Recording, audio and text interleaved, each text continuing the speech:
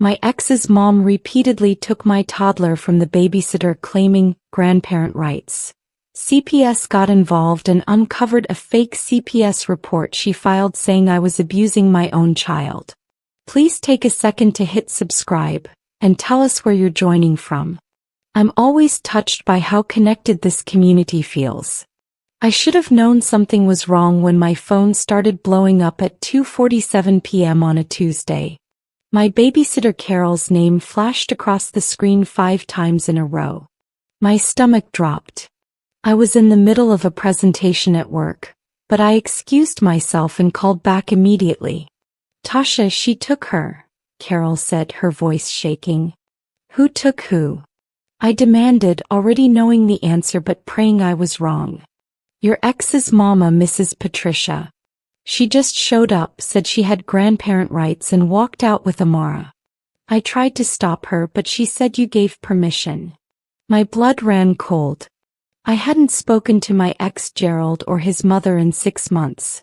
Not since I'd finally gathered the courage to leave him after catching him cheating for the 3rd time. Amara was only 2 years old, still in diapers, and Patricia had never shown interest in being a grandmother when Gerald and I were together. Call the police, I told Carol. Right now. I'm on my way. I grabbed my purse and ran to my car, my hands trembling so badly I could barely get the key in the ignition. This wasn't a misunderstanding. Patricia had always been controlling, always inserting herself where she didn't belong, but this was kidnapping. As I sped through traffic, my mind raced back to the last conversation I'd had with Gerald. You're really gonna keep my daughter from me? Gerald had yelled, standing in my mama's driveway where I'd been staying. His eyes were bloodshot, whether from crying or drinking I couldn't tell anymore. I'm keeping her safe, I'd replied, holding Amara tighter against my chest. She was crying, scared by her father's raised voice. Safe? I'm her father. You're a cheater and a liar, Gerald. You chose that girl over your family. That's when Patricia had pulled up in her silver Lexus, stepping out like she owned the place.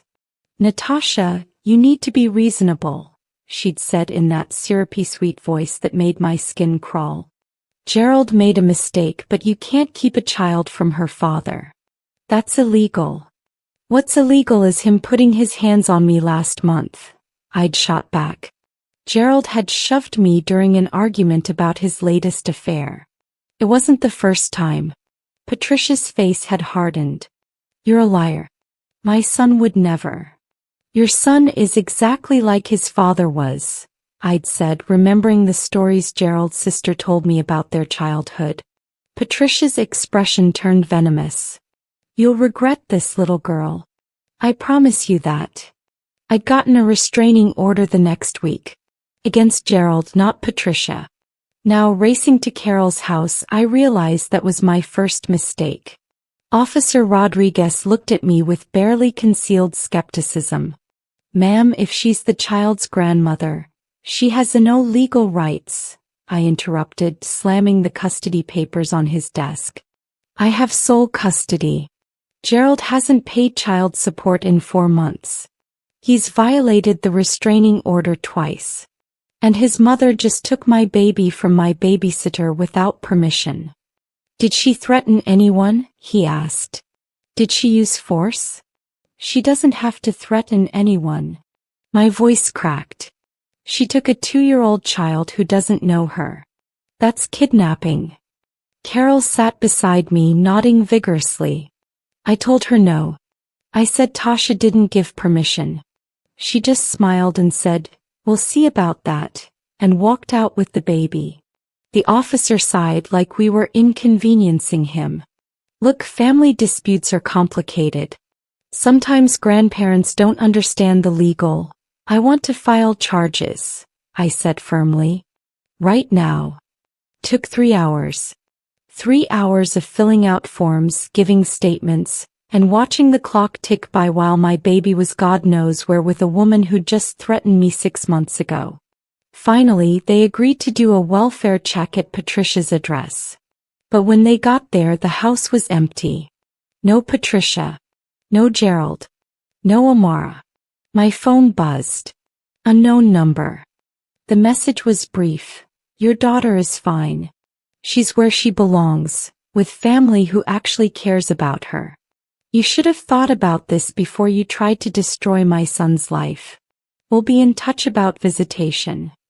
I showed it to Officer Rodriguez, my hands shaking so hard I almost dropped the phone. Now he looked concerned. That's not good, he said, which was the understatement of the century. Can you trace it? We can try, but if they're using a burner phone. He didn't finish the sentence. He didn't have to. They issued an Amber Alert. My baby's face appeared on electronic billboards across the city. Amara Richardson, 2 years old, brown skin, black curly hair, wearing a pink Paw Patrol shirt. Last seen with Patricia Hendricks, 58, silver Lexus, license plate number unknown because I'd never thought to memorize it. My mama showed up at the station. Baby, what's happening? She asked, pulling me into her arms. I collapsed against her, finally letting myself break down. She took her mama. She just took my baby.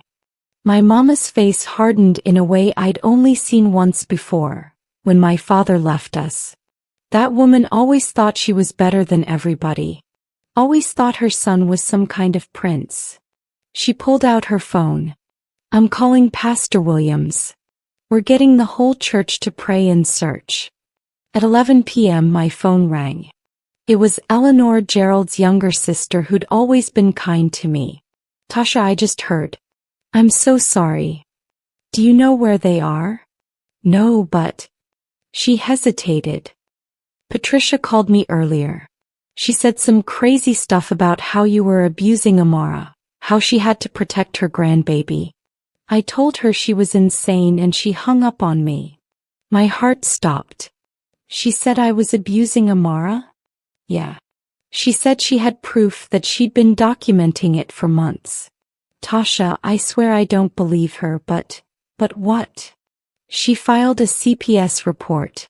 She told me she did it 2 weeks ago. The room spun. 2 weeks ago. Before she took Amara.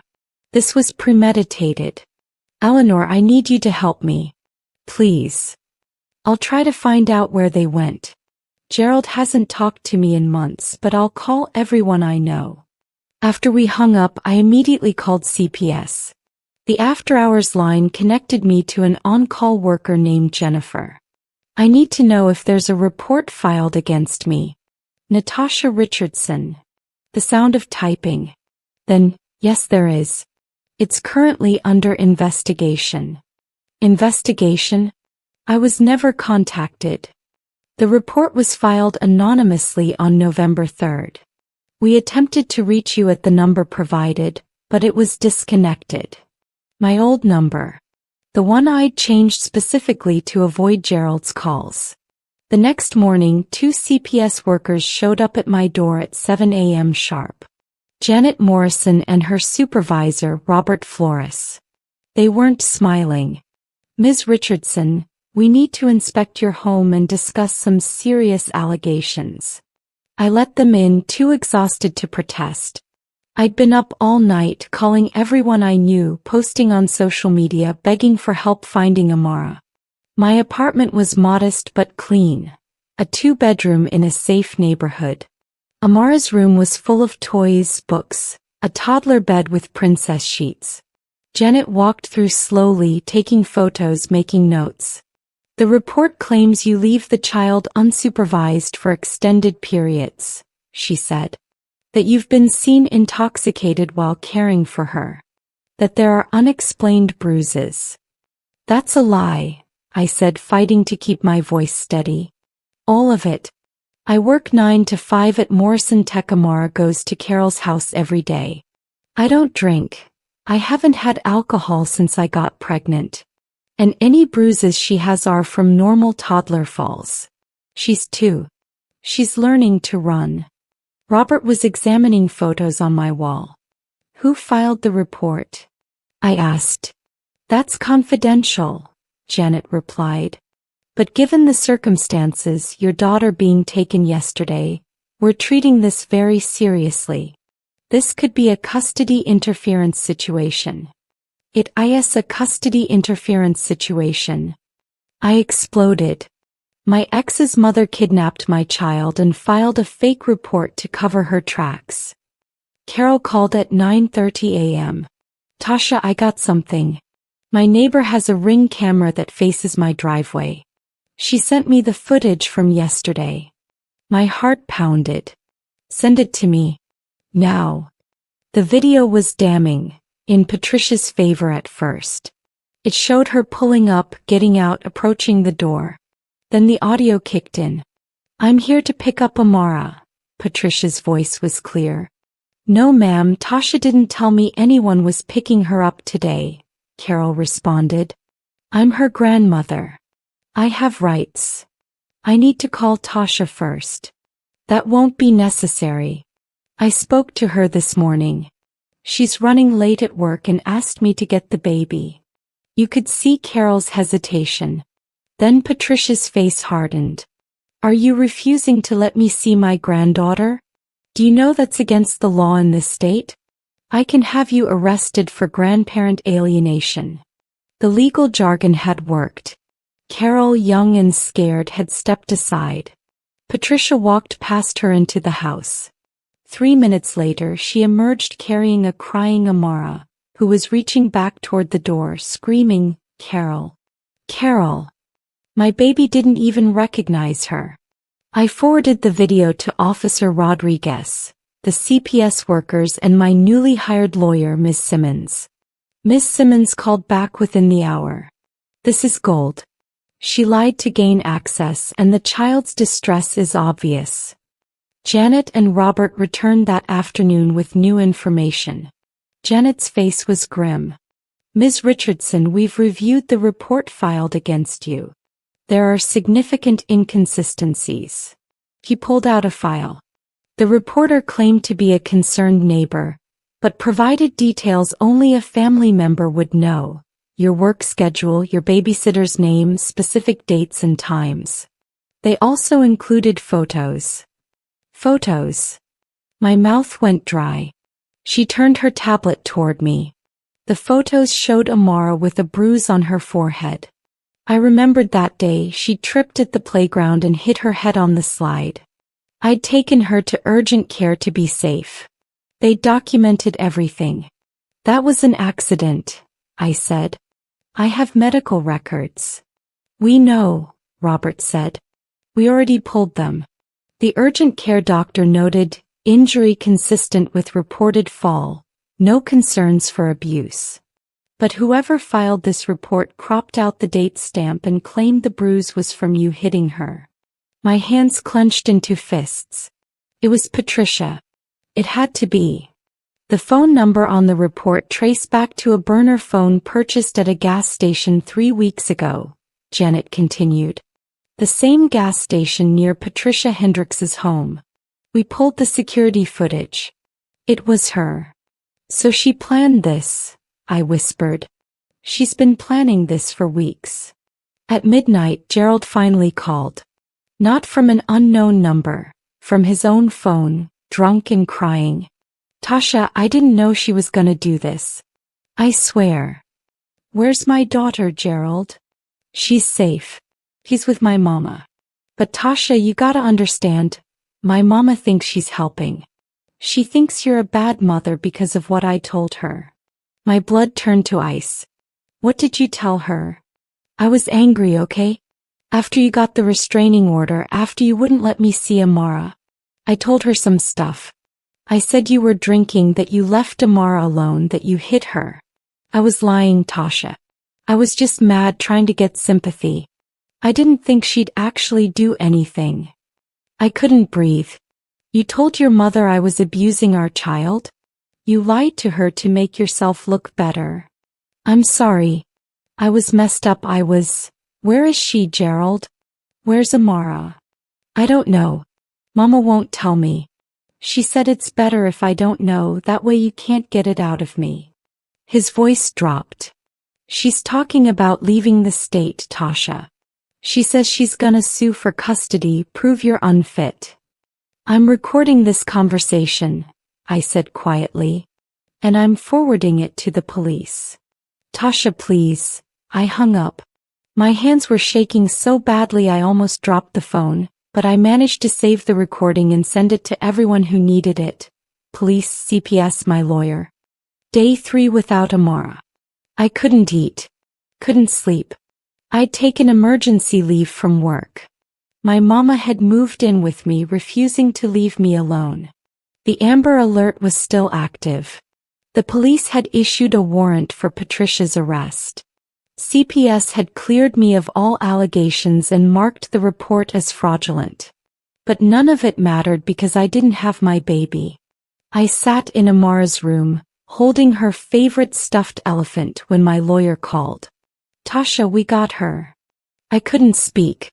Police found them at Patricia's sister's house in South Carolina. Amara's safe. She's being transported back right now. I collapsed on the floor, sobbing. My mama ran in, thinking something was wrong, but I couldn't form words. I just kept crying, relief and rage and exhaustion pouring out of me all at once. 4 hours later, a police car pulled up outside my apartment. Officer Rodriguez got out first, then opened the back door. And there was my baby. Mama! Amara screamed, reaching for me. I ran, scooping her up, holding her so tight I was afraid I'd hurt her. She was okay. She was here. She was home. Mama, I was scared, she whispered into my neck. I know, baby. I know. But you're safe now. Mama's got you. I looked up at Officer Rodriguez through my tears. Where is Patricia? His face was hard. In custody. She's being charged with kidnapping, filing a false report, and custodial interference. 2 weeks later, I stood in court facing Patricia for the first time since she'd taken my daughter. She looked smaller somehow, less intimidating. Her lawyer tried to argue that she genuinely believed the abuse allegations, that she was acting in the child's best interest. Miss Simmons destroyed that defense in minutes. She played Gerald's recorded confession. She showed the timeline of the burner phone purchase and the fake CPS report. She presented the Ring camera footage showing Amara's terror. She brought in Carol, my pediatrician, and 3 co-workers who testified about my character. Then it was my turn to speak. Your Honor, Patricia Hendricks didn't take my daughter because she thought I was abusing her. She took her because she wanted to punish me for leaving her son. For not accepting his cheating, his lies, his violence. She thought she could manipulate the system, destroy my reputation, and steal my child. I looked directly at Patricia. But she failed. Because the truth came out. And now everyone knows exactly who she is. The judge's verdict was swift. Patricia was sentenced to 18 months in prison for kidnapping and filing a false report. Gerald was charged as an accessory and given probation. But his parental rights were suspended pending a psychological evaluation. I was granted full custody with no visitation rights for either of them until Amara turned 18. The first month after was the hardest. Amara had nightmares. She wouldn't let me out of her sight, screaming if I even went to the bathroom alone. I took her to a child psychologist who specialized in trauma. Dr. Williams was patient, kind, exactly what my baby needed. She's young enough that with proper support she'll heal, Dr. Williams told me. But you need to take care of yourself too. I started therapy. Learned that my hypervigilance, my inability to sleep, my constant checking of locks and windows, it was all PTSD. I'd been through a trauma too. Carol and I became closer. She felt guilty about letting Patricia take Amara, even though I told her repeatedly it wasn't her fault. You were lied to and threatened, I said. Patricia manipulated you. That's what she does. Work was understanding, giving me flexible hours while I focused on Amara's recovery. My mama stayed with us for 3 months, making sure we ate, helping with Amara, sitting with me when the panic attacks hit. Slowly, carefully we began to heal. Amara's nightmares became less frequent. He started laughing again, playing again. I could leave the room without her screaming. We were finding our new normal. But I knew I'd never be the same. I was harder now, more cautious. I trusted people less. And I was okay with that. 6 months later, Amara turned 3. We had a small party. Just my mama, Carol, Dr. Williams, and a few kids from Amara's new preschool. No balloons or clowns, nothing overwhelming. Just cake, presents, and love.